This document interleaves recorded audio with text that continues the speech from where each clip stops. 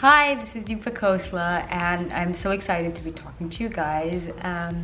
A little bit about me is I am Indian, born and raised in India, and then when I was 17, I moved to the Netherlands to study law here, and that's when my influencer journey began. After which I moved to London and kind of continued growing my journey there, and then moved back to Amsterdam a few years later. And there were not too many influencers out there when I started doing Instagram and stuff. And then I was one of the first few Indian influencers on a global scale. And yeah, it's been quite a journey since. It's been about 6 years now, and so much has changed since when I first started. So I think in the beginning, I still remember my very first deal that I had to do. It was with Paul Hewitt, and it was for about, I think, 100 euros or something. I had to post a photo, and it made me so happy to be able to do that.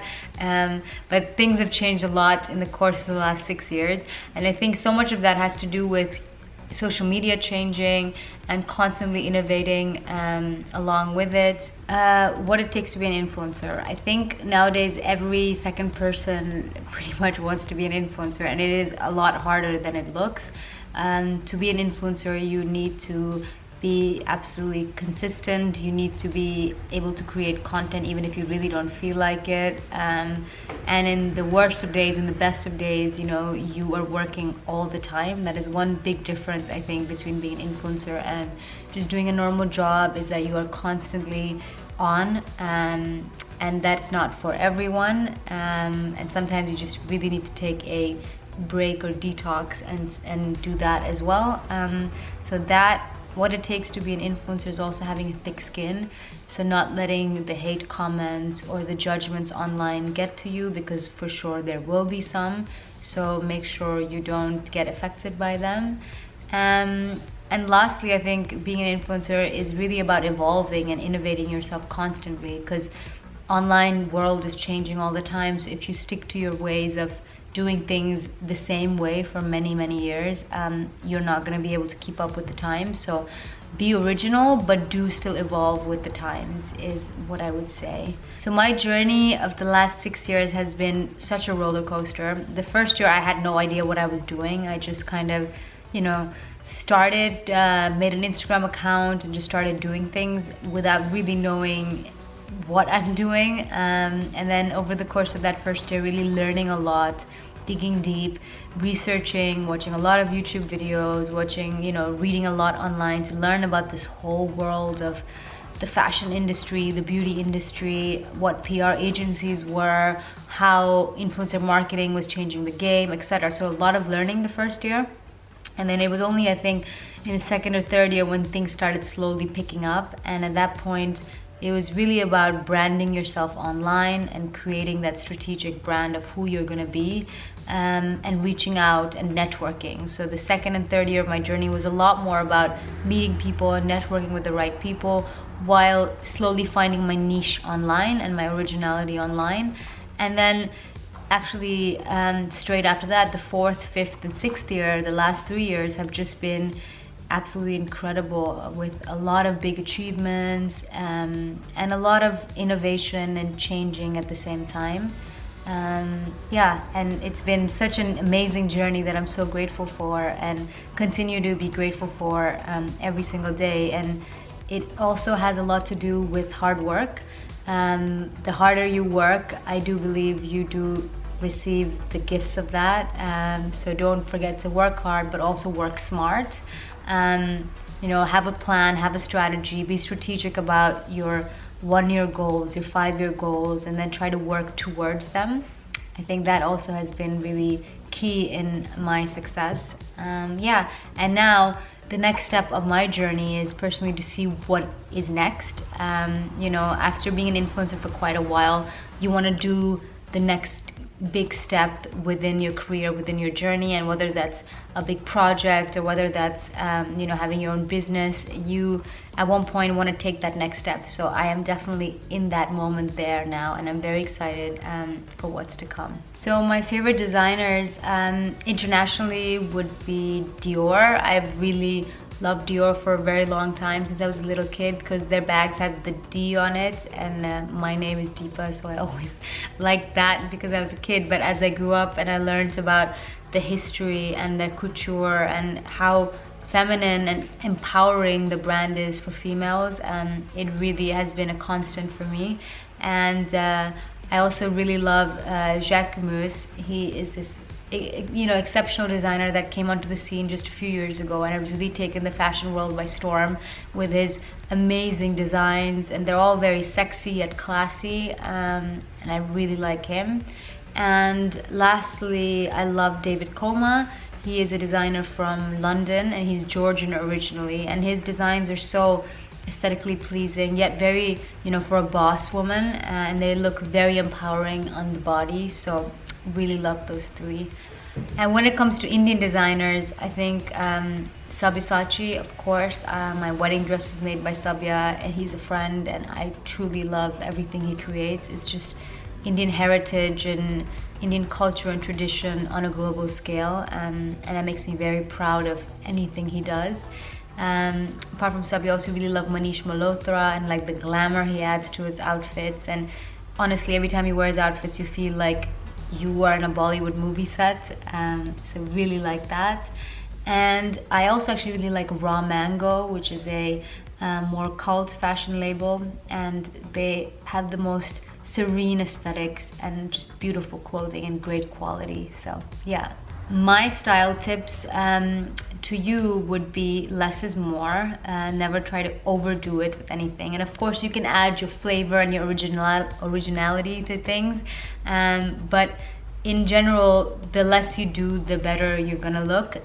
Same with accessorizing. Like, instead of wearing earrings and necklace and ring and bracelet, try to, rather have maybe a statement piece of earrings and then don't do anything else, to keep like the attention to that, or wear a statement piece of clothing and then try to keep everything else more minimalistic, is something that I love. And since the lockdown also, I really love comfort over anything else. So wearing co-ods of sweatpants and a sweatshirt that are just great colors really work well as well.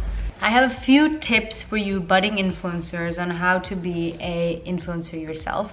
I've written them down, so I'm going to read it out for you guys. Tip number 1 is just start. Honestly, I think the hardest thing is thinking about it. What should you do? Would I? Should I? Could I? And at the end of the day, just take the leap of faith, take the risk, and just go and just get started. And everything else will figure itself out after that. So that's number 1. Number 2 is, I feel like a lot of people think before they can become an influencer or on Instagram or YouTube, etc., that you need the most expensive equipment and lights and stands and blah, blah, blah, blah, blah. You honestly don't. Even today, you really don't need the best of everything.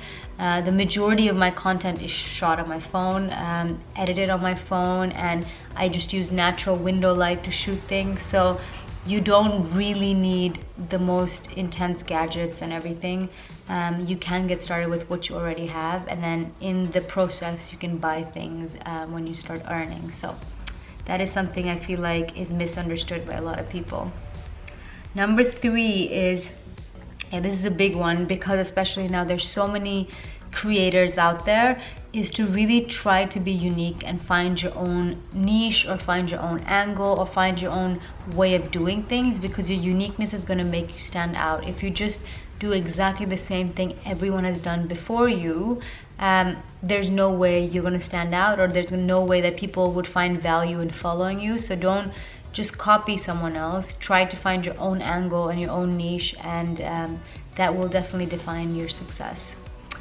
Then is become an expert of your industry. So whether it is that you want to be talking about beauty, or whether it's about skincare, or whether it's about cooking, whatever industry you choose to be an influencer in, become an expert in that industry and know all the big players, know all the magazines, know everything that's going on in that, because that's really going to help you build yourself in that niche and get people to know you, because you're going to have knowledge about that industry. So that is a big tip that I did, and I learned a lot the first 2 years I was an influencer, and I still keep learning every day. So Never stop learning. I would say for the first 2 or 3 years you get started, don't try to do a bit of everything. Be known for one thing. So pick a niche, whatever that niche may be again, but pick it, become an expert on it, focus on that niche. And then later, once you're known and you have a lot more followers, you can go on to doing other things that interest you too. But at least to begin with, start with your niche and really become, well known within that. Then I have empower and make alliances, because you cannot do this by yourself. That I think is in general, in life, in business, in any kind of social activity in this world, you need to make alliances. So try not to think that you're gonna grow your following just by yourself. It is really gonna help you to have friends. It's really gonna help you to have influencer friends. It's gonna help you to have friends within the PR world, friends within marketing, companies. Really try to make alliances and make friends in the industry, because they're going to help you with everything that you do, and you're going to help them back in turn. So yeah. And the next one is quite a simple one, but it's something your parents always told you: be kind to everyone that you meet.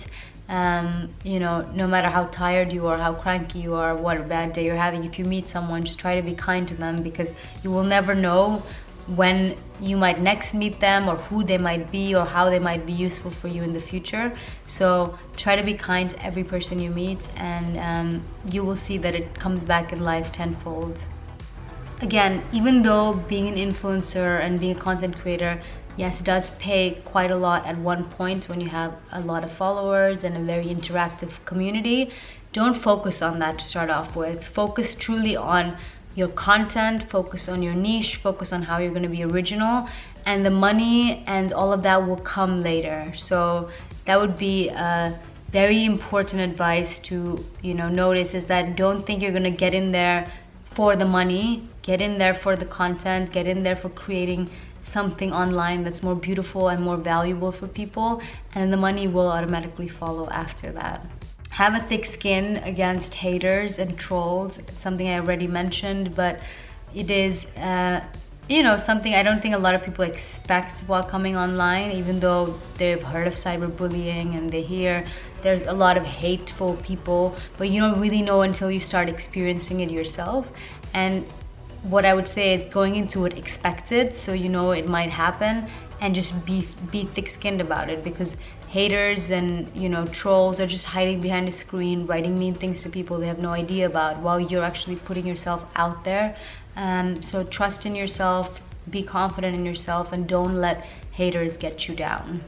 Now lastly, which I wrote, is most importantly, tip number 10 is network.